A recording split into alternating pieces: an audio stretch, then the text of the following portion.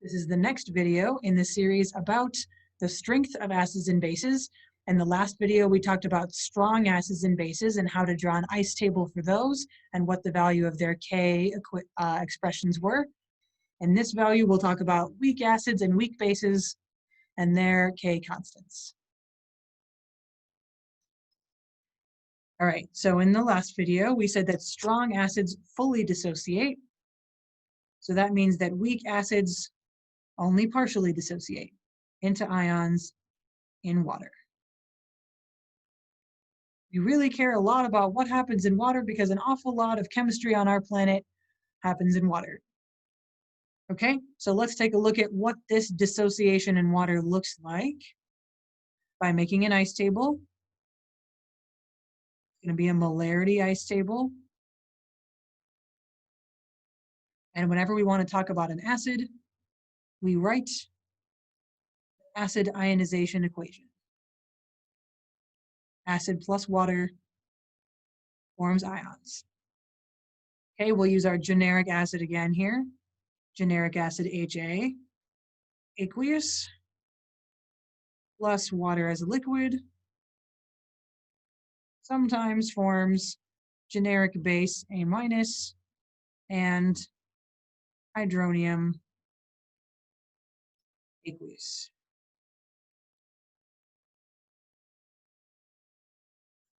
Add in the rest of our lines here.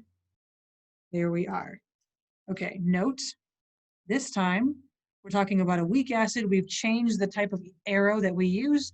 We use the same back and forth arrow that we used in the equilibrium chapter, indicating that the forward and reverse reactions are both happening at appreciable rates. Okay, I didn't write the prompt this time, but let's continue to say we have a 0.5 molar solution of whatever the first thing is. So if we have a 0.5 molar solution of our weak acid, we can fill in the initial line with that number. We'll put a squiggle under water because water doesn't go in the K expression. We know we have 0 of the conjugate base initially, and we have approximately 0 of hydronium initially. Then we need to do our shift. We know that there's 0 here for the products. So our Q is going to be less than K, and we're going to shift to the right. Classic equilibrium skills. So shifting to the right decreases the reactants and increases the products. They're going to be increased and decreased by the same amount because the stoichiometric coefficients are 1.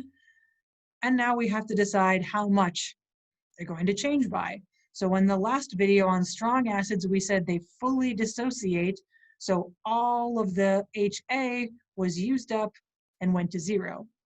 But these acids are not strong. They are weak, so they only partially dissociate. So we'll put in an X like we did in the equilibrium chapter and assume that X is some number smaller than the initial concentration. So we can add those down to the E row. And then if we were in the equilibrium chapter, the next step would be to set up a K expression. And we can do that here too. And since this is an acid, we'll call it Ka. So K expressions are products over reactants. Our products are A minus, generic base, and H3O plus, hydronium. And this time we do have a reactant, our HA. And we don't include water because water is the solvent. So this is the K expression, and this is going to tell us about the strength of the acid. So the strength of a weak acid is determined by, or may be indicated by, the value of Ka. So if you have a larger Ka, and it's kind of hard to tell what larger is in scientific notation, so we'll say the closer it is to 1, smaller the exponent, stronger the acid.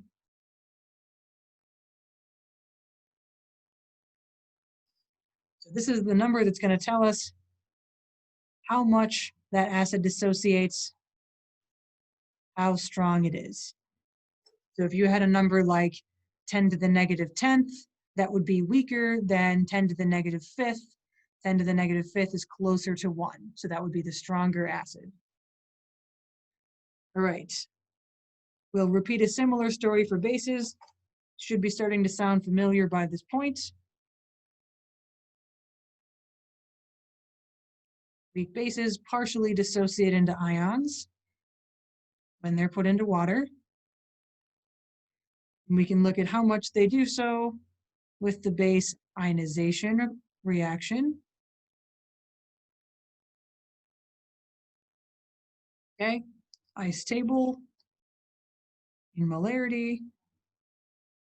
And our base ionization reaction is generic base aqueous plus liquid water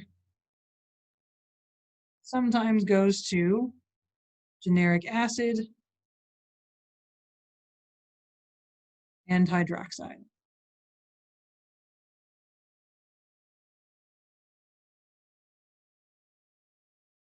Okay, and if we assume we have the same prompt as before, 0.5 molarity of whatever the interesting part is, then we'll put a 0.5 in the initial row for the base, put a squiggle under the water, put a 0 for the initial of the conjugate acid, and approximately 0 for initial of the hydroxide. And then again, because this is a weak base and not a strong base, we only partially dissociate. Partially dissociate means we're going to subtract X, some amount, and add X, that same amount, to the other side. How much will depend on what the temperature is and what the acid or base is. All right, so we added those numbers down to the E row. And when we write the constant for these, it's a base, so we'll use Kb as its name. Products over reactants. In this case, our products are different. We've got products HA, generic acid, and OH minus, hydroxide, and we have a reactant, generic base, A minus, and we leave out water. The formulas look a little bit different. They have different compounds in them, but they're easily found. If you can just remember the ionization for acids and bases, you can easily write the Kb expressions. And these are valuable numbers. Strength of a weak base is determined by its Kb.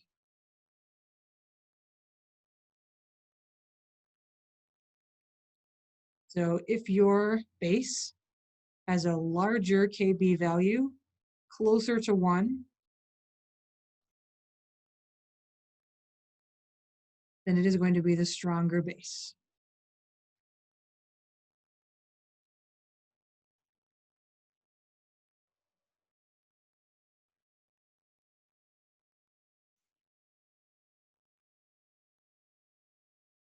So that is all the information we need to know about weak acids and weak bases.